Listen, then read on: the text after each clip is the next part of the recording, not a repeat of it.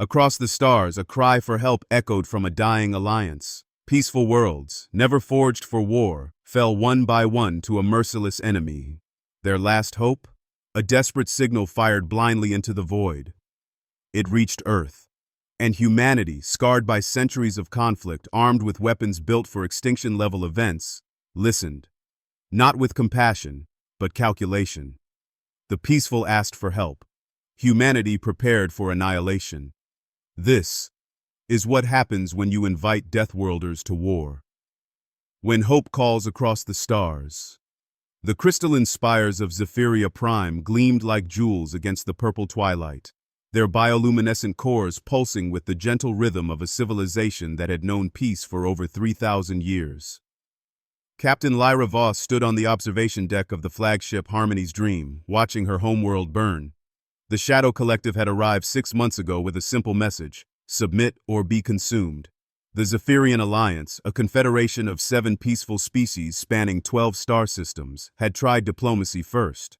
They offered trade agreements, cultural exchanges, and shared scientific knowledge. The Shadow Collective responded by turning the diplomatic vessel into expanding plasma clouds.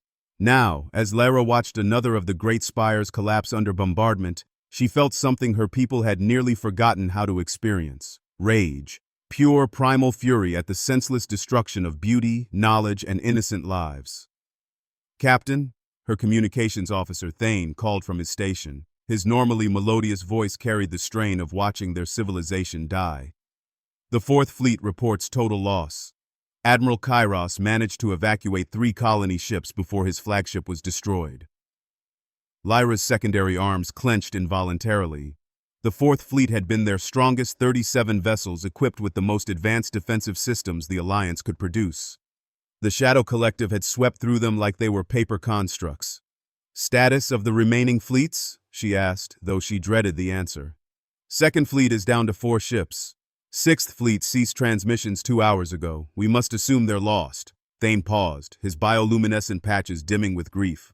"Captain, we have maybe 40 functional warships left out of the original 200. 40 ships, against an enemy that seemed to possess unlimited vessels and absolutely no regard for any form of civilized warfare. The Shadow Collective didn't even try to capture territories intact. They simply destroyed everything and built their own facilities on the ruins. Long-range sensors are detecting massive hyperspace signatures approaching the Kepler system," reported her tactical officer, a crystalline being whose species communicated through harmonic frequencies. "Conservative estimates suggest over 300 enemy vessels." The Kepler system, home to the melodic communes, a species of living sound waves who created the most beautiful music in the galaxy. They had no weapons, no defenses beyond their art and philosophy. They would be extinct within days. Lyra stared out at the dying city below and made a decision that would change the galaxy forever.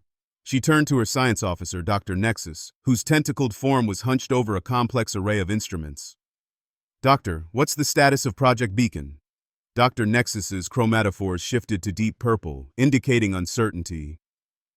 "Captain, the quantum transmission array is functional, but we've never tested it at the power levels required for intergalactic communication. The energy requirements alone could overload our entire ship.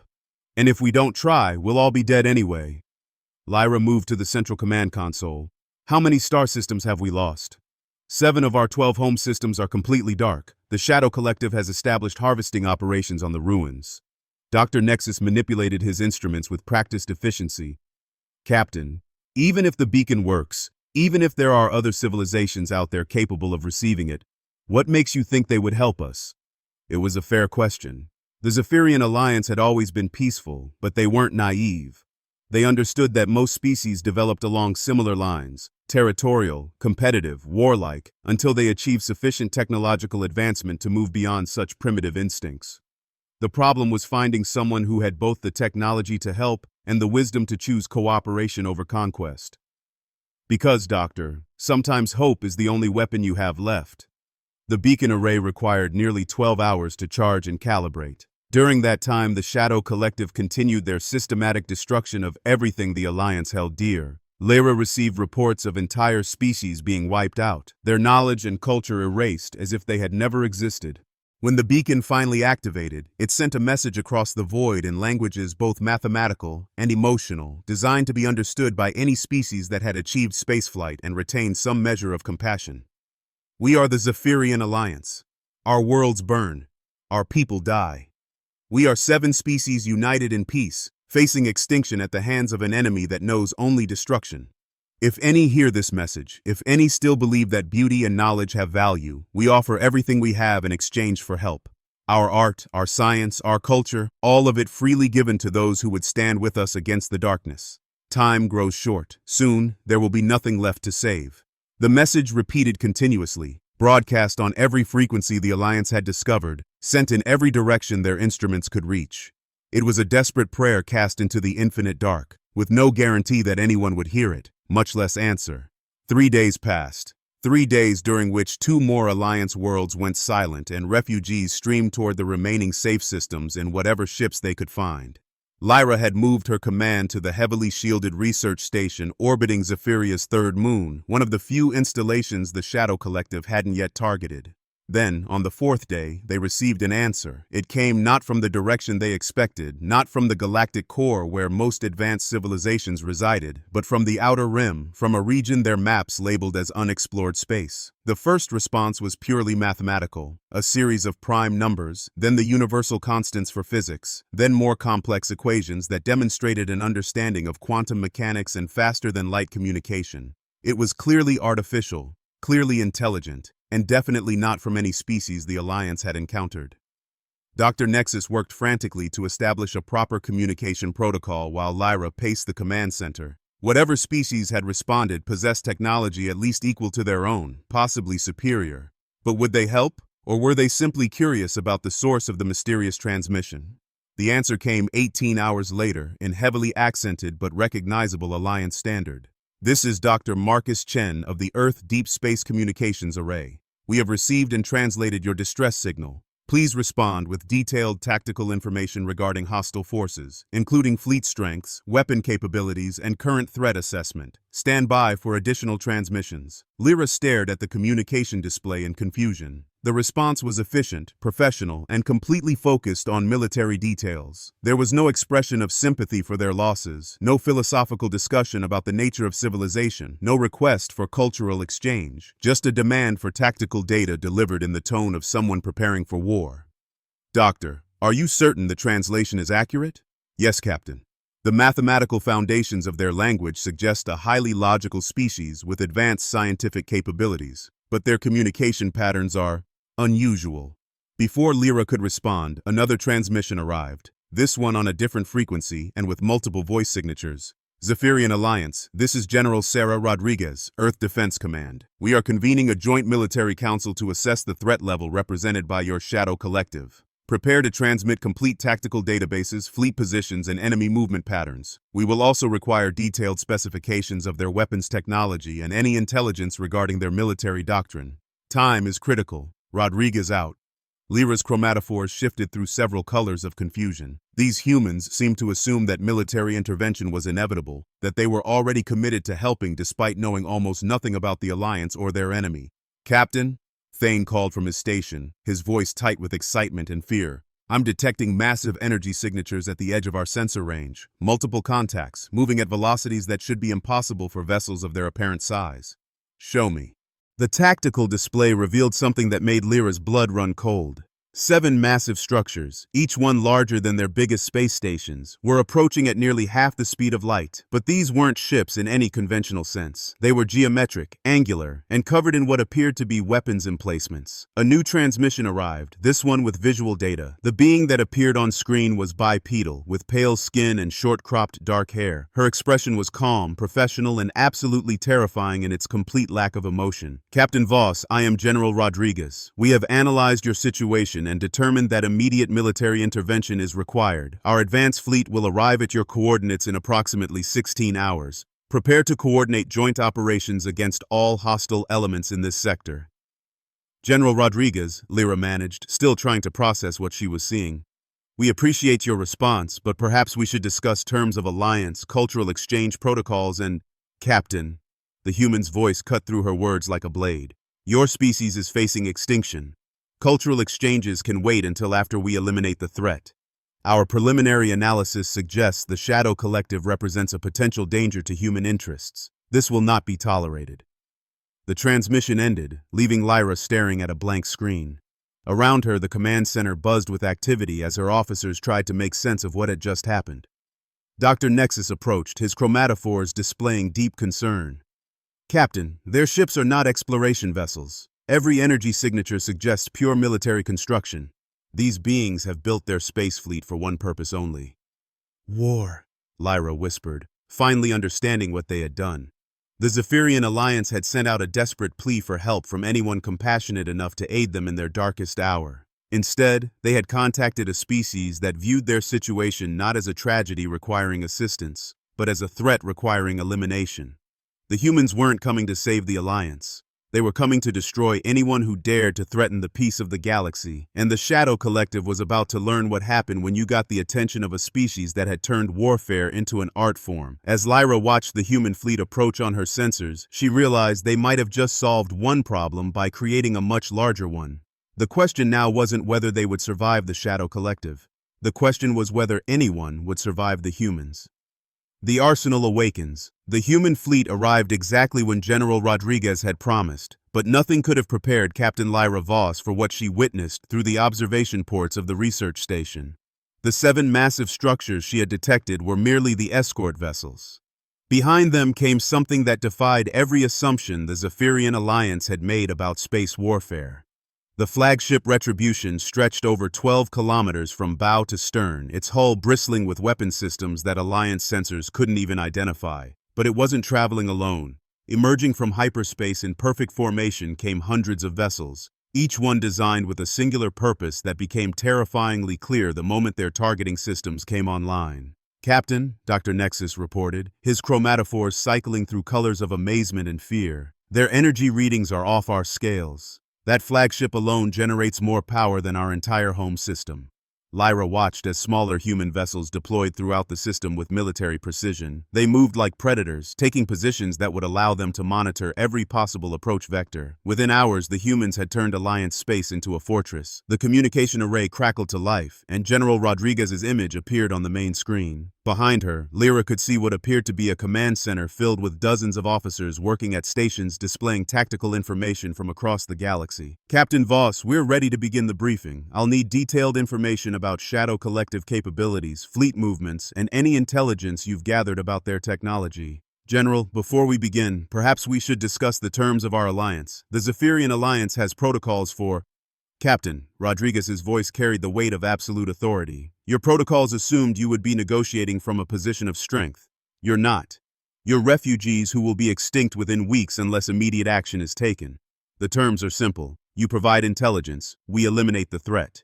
Dr. Marcus Chen appeared beside the general, his civilian clothes making him stand out among the military personnel. His expression was more sympathetic, but his words were equally direct. "Captain Voss, we've been monitoring Shadow Collective communications since we received your beacon. They're not just conquering your territory.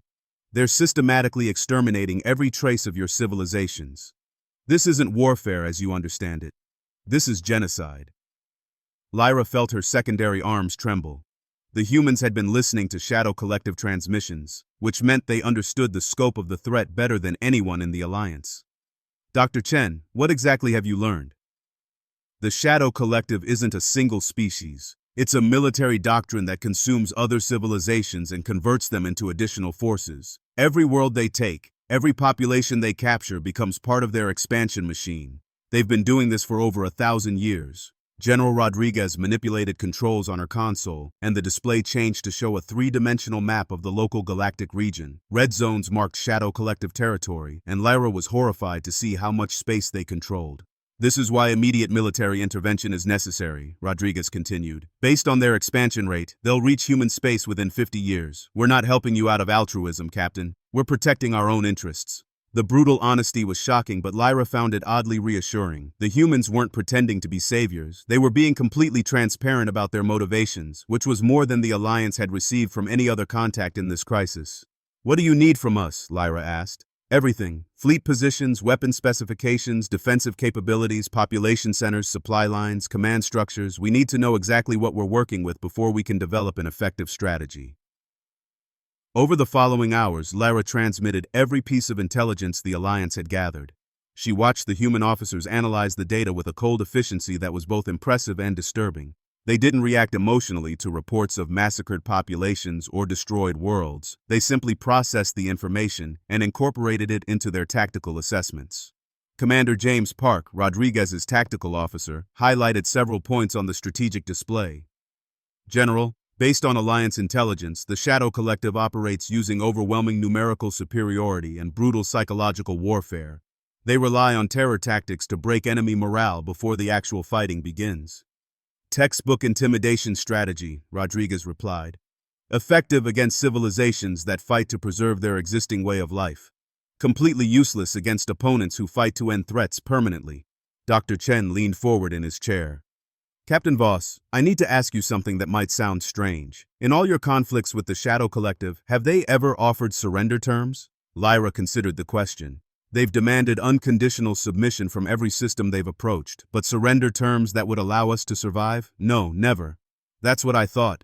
General, we're dealing with an extinction-level threat that doesn't negotiate. Rules of engagement? Rodriguez's expression didn't change, but something cold flickered in her eyes. Total war protocols. No prisoners, no mercy, no quarter given or expected. We end this completely, or we don't end it at all. The casual way she discussed the complete annihilation of an entire military force made Lyra's skin crawl. The Zephyrian Alliance had spent 3,000 years evolving beyond such brutal concepts, but here were beings who spoke of genocide as casually as discussing weather patterns. General, Lyra said carefully, surely there must be some possibility of negotiation. Even the Shadow Collective must have civilians, non-combatants. Captain, let me show you something. Rodriguez activated a holographic display that showed recent intelligence gathered by human reconnaissance drones. The images were from Shadow Collective-controlled worlds, and what Lyra saw made her stomach turn. There were no civilians in Shadow Collective territory. There were no non-combatants. There were only endless rows of identical structures churning out military equipment and more soldiers. They don't have a civilian population, Dr. Chen explained. Everyone in Shadow Collective space is either a soldier, a factory worker producing military supplies, or raw material for their expansion efforts. They've turned their entire civilization into a weapon. Which means, Rodriguez continued, that every ship we don't destroy, every facility we don't eliminate, every resource we don't deny them will be used to kill more innocent people in the future. This isn't about conquest or territory. This is about stopping a cancer before it spreads. Lyra stared at the intelligence reports, trying to process the implications. The Shadow Collective wasn't just an aggressive empire, it was a system specifically designed to consume other civilizations and convert them into more weapons. Every moment they existed, more people died. What's your plan? She asked. General Rodriguez smiled for the first time since the conversation began, and it was the most terrifying expression Lyra had ever seen. We're going to teach them why humans spent 10,000 years perfecting the art of warfare before we developed spaceflight. Commander Park, initiate Operation Cleansing Fire. The tactical display suddenly filled with new information as human forces throughout the galaxy began moving. Lyra watched in amazement as hundreds of additional ships appeared on sensors, emerging from hidden positions in asteroid fields, gas giant atmospheres, and the dark spaces between stars. Captain Voss, Rodriguez said, what you're seeing is the 3rd Expeditionary Force. It consists of 237 capital ships, 1,500 support vessels, and approximately 4 million military personnel. This represents roughly 8% of our total military capability. 8%. The humans had been hiding military forces that dwarfed anything the Alliance had ever imagined, and they were committing only a fraction of their strength to deal with a threat that had overwhelmed 7 different species. How is this possible? Dr. Nexus whispered. Your species achieved spaceflight only recently. How do you have such massive military forces? Dr. Chen answered with what might have been pride or regret. Because we've been fighting wars since before we invented the wheel. Spaceflight didn't make us peaceful. It just gave us more places to prepare for the next fight. The display showed human vessels taking positions throughout Alliance space and beyond. They moved with coordination that suggested centuries of practice, positioning themselves to control every strategic resource and transportation route in the region. Phase 1 begins in 6 hours, Rodriguez announced. All Shadow Collective forces in this sector will be eliminated. Phase 2 involves systematic destruction of their supply lines and manufacturing facilities. Phase 3 will be the assault on their core territories. How long do you estimate this will take? Lyra asked. Rodriguez consulted with her staff before answering.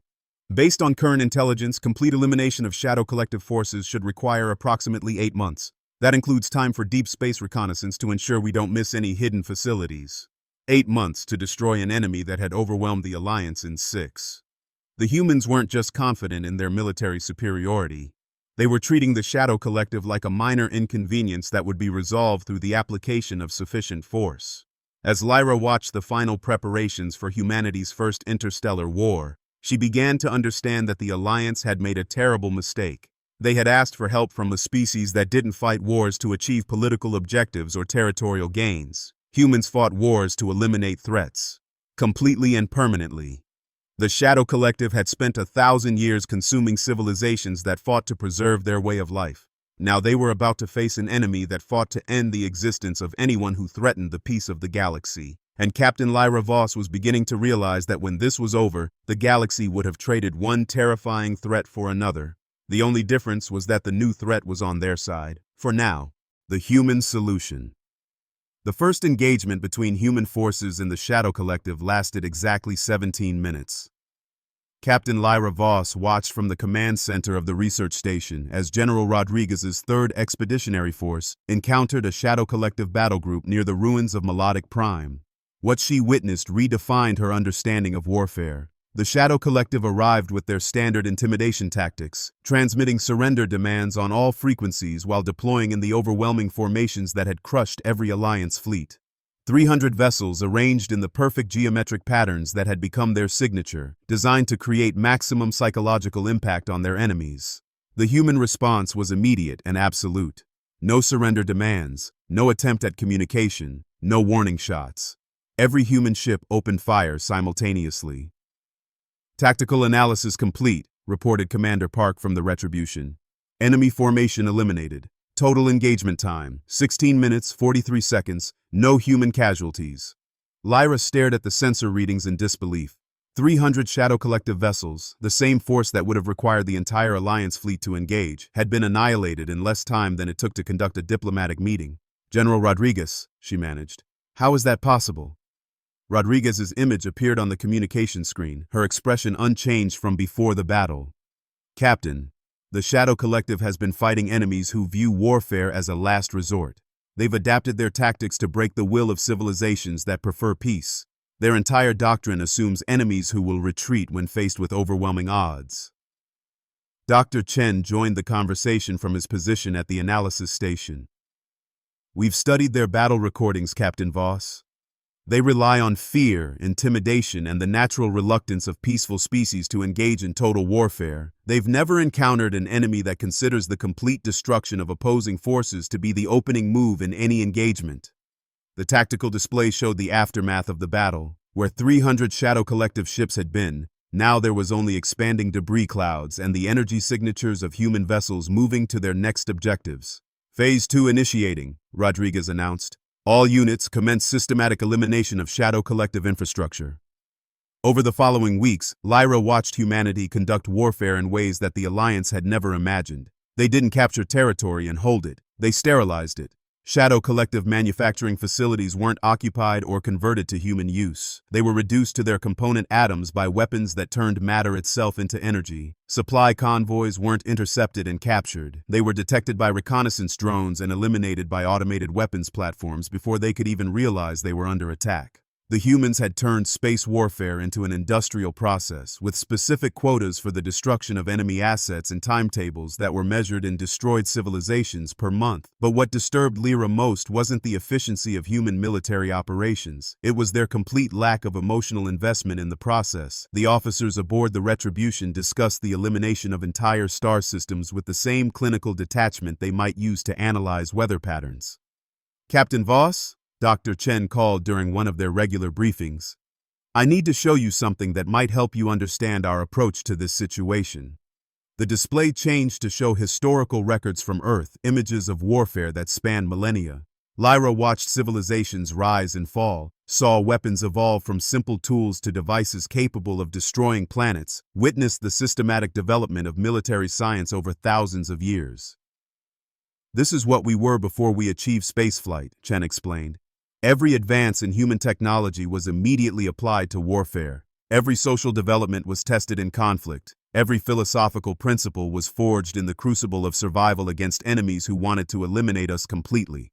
The images showed humans fighting with desperate intensity against impossible odds, developing tactics that prioritized survival over honor, victory over mercy. It was a chronicle of a species that had learned to treat every conflict as potentially their last. "You evolved beyond warfare," Rodriguez added, joining the conversation. "You achieved peace and maintained it for 3,000 years. That's admirable, but it left you unprepared for enemies who never evolved beyond the need to destroy their opponents. And you never evolved beyond warfare," Lyra realized. "We evolved within it," Rodriguez corrected. "We learned how to end conflicts so completely that they could never resurface. The Shadow Collective represents everything we've been preparing to face since we first looked at the stars and wondered what was waiting for us out here." The scope of Operation Cleansing Fire became clear as human forces spread throughout Shadow Collective space.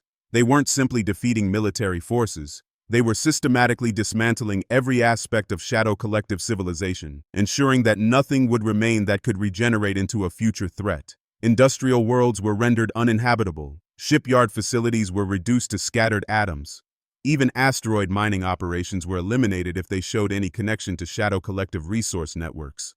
The humans were erasing a 1,000-year-old civilization as thoroughly as if it had never existed.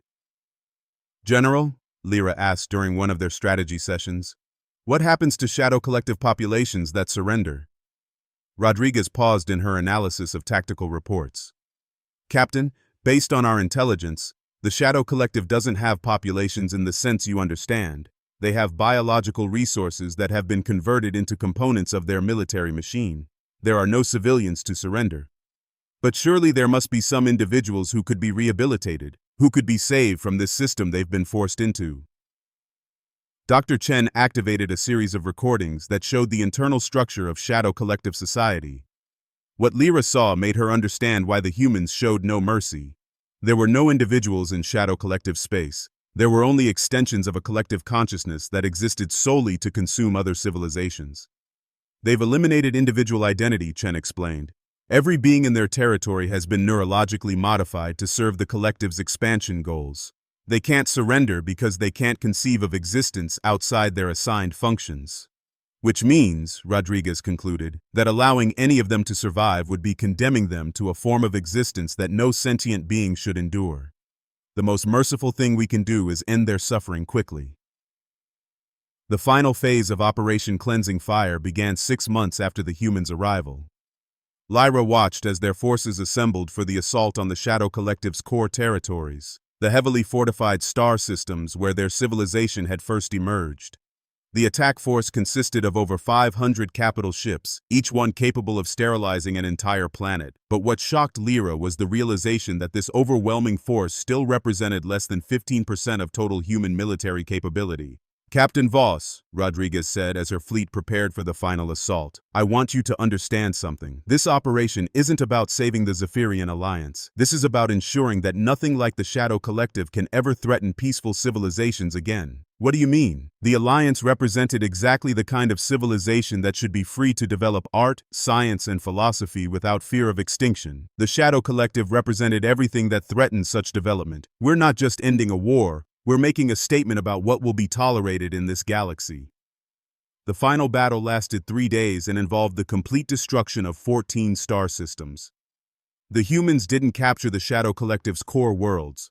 They rendered them uninhabitable, ensuring that nothing could ever grow from the ruins of that civilization. When it was over, when the last Shadow Collective facility had been reduced to cosmic dust, Lyra found herself alone with General Rodriguez in the command center of the research station. "It's finished," Rodriguez said simply. "The threat has been eliminated." "All of it? Every trace?" "Every ship, every facility, every resource that could be used to rebuild their military capability. It will take our reconnaissance drones another 6 months to complete the deep space sweeps, but yes, the Shadow Collective no longer exists." Lyra stared out at the stars, trying to process what she had witnessed. An entire civilization, one that had dominated this region of space for a millennium, had been erased from existence in less than 8 months. "General, what happens now? Will your forces remain in Alliance space?" Rodriguez's expression softened slightly, showing the first hint of something that might have been compassion. "Captain, The Zephyrian Alliance is free to rebuild your worlds, restore your populations, and develop your civilizations however you choose. But you need to understand something about what just happened here. What do you mean? Humanity doesn't fight wars to conquer territory or subjugate populations. We fight wars to eliminate threats. But in doing so, we've revealed our capabilities to you and to any other species that might be monitoring these events. Lyra felt a chill that had nothing to do with the station's environmental systems. You're saying that by helping us, you've made yourselves a target. I'm saying that the galaxy now knows what humans are capable of when we decide something needs to be destroyed. Some species will view that as a deterrent. Others will see it as a challenge that needs to be eliminated before we become too powerful to stop. The implications hit Lyra like a physical blow. The humans hadn't just saved the Alliance from extinction, they had revealed themselves to be the most dangerous military force in known space. Every civilization that learned about Operation Cleansing Fire would have to decide whether humanity represented a protective force or an existential threat. "Are you worried about the consequences?" she asked. Rodriguez smiled, and for the first time Lyra saw genuine warmth in the expression. "Captain, humans have been dealing with consequences since we first picked up rocks to defend ourselves. We've learned that it's better to be feared by your enemies than loved by your friends." "And which are we, friends or enemies?" "That depends entirely on your choices going forward. The Alliance has been given a second chance to exist. How you use that chance will determine your relationship with humanity." As the human fleet prepared to depart, returning to whatever hidden bases they maintained throughout the galaxy, Lyra realized that the Zephyrian Alliance faced a new challenge. They had been saved from extinction, but they now existed in a galaxy where the most powerful military force was a species that viewed warfare as the solution to all problems. The humans had answered their desperate call for help, but the price of that salvation was the knowledge that peace only existed because humanity was willing to destroy anyone who threatened it. The Alliance was free, but they were free in a galaxy where the ultimate guardians of peace were the most warlike species imaginable. And Captain Lyra Voss understood that this might not be the ending of their story, but the beginning of a much more complicated one.